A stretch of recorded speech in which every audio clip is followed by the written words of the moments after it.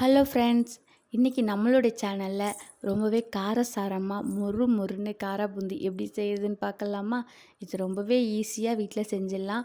ஒரு 1/4 மணி நேரத்துலேருந்து 20 நிமிஷம் இருந்தாவே நமக்கு போதும். இப்போ வாங்க வீடியோக்குள்ளே போகலாம். இன்றைக்கி நான் காரா பூந்தி செய்யறதுக்கு 2 கப் அளவுக்கு கடலை மாவு எடுத்துருக்கிறேன்.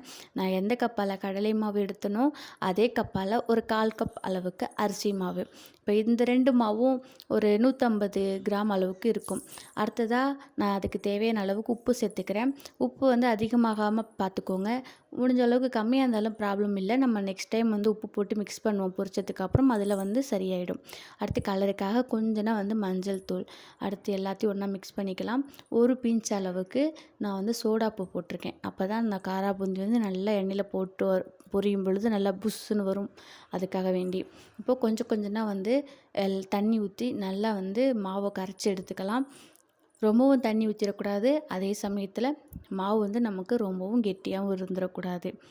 இப்போ நான் வீடியோவில் காட்டுற மாதிரி கொஞ்சம் கொஞ்சமாக தண்ணி ஊற்றி நல்லா காரா பூந்தி பொரித்து எடுக்கிறதுக்கு ரொம்ப வந்து தோசை மாவு மாதிரி கரைச்சிடாதீங்க.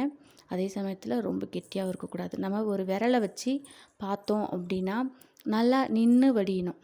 ரொம்ப தொளன்னு இப்போ தண்ணியெல்லாம் கையால் எடுத்து பார்த்தோன்னா அப்படியே சர்ன்னு வடிஞ்சிரும் பார்த்தீங்களா? அந்த மாதிரி இருக்கக்கூடாது. கையில் ஒட்டிட்டு வடியாமல் நிற்கக்கூடாது. நல்லா நின்று ஒவ்வொரு சொட்டாக வடியணும். இந்த மாதிரி இருந்துச்சுன்னா நமக்கு பொரிச்சு எடுக்கும் பொழுது நல்லா சூப்பராக பொரிஞ்சு வரும். அவ்வளோதான், மாவு இப்போ நமக்கு ரெடி ஆயிடுச்சு. அடுத்ததாக மாவுலாம் வந்து ரெடி பண்ணதுக்கப்புறம் ஒரு கை அளவுக்கு வேர்க்கடலை, முந்திரி பருப்பு, பூண்டு, கருவேப்பிலை எல்லாம் ரெடியாக எடுத்து வச்சுக்கலாம். காரா பூந்தி பொரிச்சதுக்கப்புறம் அதே எண்ணெயிலே நம்ம இதையும் போட்டு பொரிக்கணும்.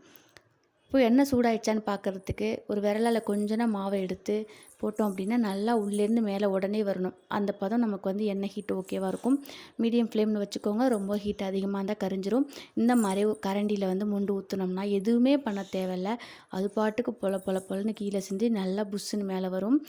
கொஞ்சம் எண்ணெயில் ஓரளவுக்கு இந்த மாதிரி வந்து காரா பூந்தி வந்து நிரப்பிட்டால் போதும். ரொம்ப வந்து எடை நெரிசலாக போட்டோம் அப்படின்னா காரா பூந்தி ஒன்றோட ஒன்று ஒட்டிட்டு ஒரு மாதிரி சப்பையாயிடும். இந்த மாதிரி ஒன்றும் தனித்தனியாக மிதக்கணும். இந்த அளவுக்கு ஊற்றினா போதும். ஸோ இதை எடுத்துகிட்டு நெக்ஸ்ட்டு ஒவ்வொரு பேட்சாக கொஞ்சம் கொஞ்சமாக போட்டு பொரிச்சிக்கலாம். இது வேகிறதுக்கும் ரொம்ப நேரம்லாம் ஆகாது. நல்லா அந்த எண்ணெயோடைய பபுள்ஸ்லாம் குறைஞ்சதுக்கப்புறம் அதை வந்து ஜார்னியால் வந்து வெளியில் எடுத்துருங்க. எடுத்ததுக்கப்புறம் மீதமுள்ள மாவையும் கொஞ்சம் நம்ம போட்டு பொரித்து எடுத்துடலாம். அவ்வளோதான் ஃப்ரெண்ட்ஸ். இந்த நார்மலாக நம்ம வீட்டில் இருக்கிற இந்த ஜல்லிக்கரண்டி, அந்த குழிக்கரண்டி, இது 2 மட்டுமே போதும். ஒரு சில பேர் வந்து காரா பூந்தி செய்கிறதுக்குனே வந்து ஜார்னிலாம் வச்சுருப்பாங்க. ஆனால் வந்து நம்ம எப்போயாச்சும் செய்கிறப்போ அந்த கரண்டிலாம் வாங்க தேவையில்ல. நார்மலாக அந்த குழிக்கரண்டியே போதுமானது. நான் எடுத்து வச்சுருந்தேன் அந்த இது பூண்டு, வேர்க்கடலை, முந்திரி பருப்பு, இது எல்லாத்தையுமே வந்து கடைசியாக வந்து எண்ணெயில் போட்டு பொரிச்சிடலாம்.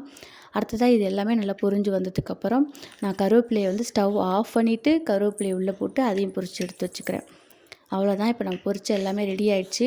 எந்த ஒரு வால் மாதிரியான காரா பூந்திலாம் இல்லை பாருங்க. ரொம்பவே வந்து ரவுண்டாக சூப்பராக இருக்குது. ஒன்று வந்து சின்னதாக வால் மாதிரி இருக்கும். ரொம்பவும் வால் மாதிரி இருந்தால் நம்ம தண்ணி வந்து கரெக்டாக கரைக்கலைன்னு சொல்லிட்டு அர்த்தம். ஸோ நம்ம இன்னும் கொஞ்சம் கூட மாவு போட்டு நல்லா கரைக்கணும். அது கொஞ்சம் பார்த்துக்கோங்க. இப்போ பாருங்கள், நம்ம எடுத்து வச்ச எல்லாத்தையும் ஒன்றா மிக்ஸ் பண்ணிக்கலாம். தேவையான அளவுக்கு சால்ட்டு, காரத்துக்கு ஏற்ற மாதிரி மிளகாய்த்தூள். இப்போ இது எல்லாத்தையும் ஒன்றா போட்டு நல்லா வந்து மிக்ஸ் பண்ணி நான் ஒரு ஏர் டைட் கண்டெய்னரில் போட்டு வச்சிட்டோம் அப்படின்னா குழந்தைங்களுக்கும் சரி, நம்ம வீட்டில் இருக்கிற பெரியவங்களுக்கும் சரி, நல்லா வந்து காரசாரமாக மொறுன்னு நமக்கு வீட்லேயே வந்து காரா பூந்தி இப்போது ரெடி ஆயிடுச்சு. இது செய்கிறது கூட ரொம்பலாம் வேலை கிடையாது. மாவுடைய பக்குவம் மட்டும் கரெக்டாக வந்து கரைச்சி எடுத்துட்டோம் அப்படின்னா வேலையும் சுலபமாக முடிஞ்சிடும். அதே சமயத்தில் வீட்லேயும் ஹெல்த்தியாக நம்ம ஸ்நாக்ஸ் ரெடி பண்ணிட்டோம். அவ்வளோதான் ஃப்ரெண்ட்ஸ். கண்டிப்பாக நீங்கள் இதை வீட்டில் ட்ரை பண்ணி பாருங்கள். இன்றைக்கி நான் காரா பூந்தி செஞ்சதில்ல.